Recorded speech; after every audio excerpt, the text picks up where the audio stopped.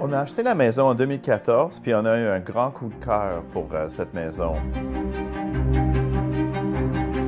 Cette maison est une des rares maisons de faubourg qui ont survécu au grand feu de 1852. La maison est construite en bois dès l'origine et a conservé sa structure, sa charpente et sa construction en pièce sur pièce. Notre approche pour la restauration, c'était de retourner le plus fidèlement possible aux composantes d'origine. Ainsi, on a pu restaurer l'extérieur et l'enveloppe en remettant et en retournant un lambris de bois.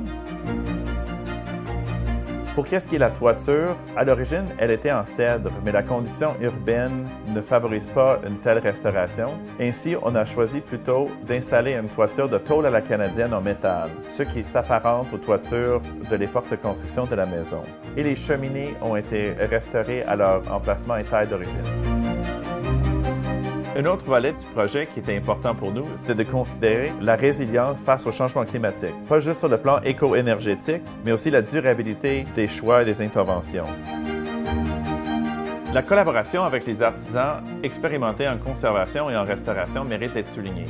Le travail avec cette même équipe à travers les années a donné une grande consistance dans la qualité de l'exécution des travaux. On ressent que le projet a eu un impact positif dans la rue.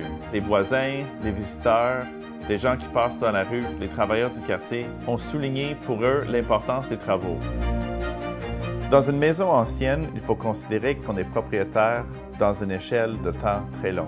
Et nous sommes conscients que nous n'allons pas être la dernière génération à y habiter. Je m'appelle Louis-Christophe, elle c'est Muriel. Et moi c'est Marc, et nous sommes les propriétaires de la maison Joseph Brossard.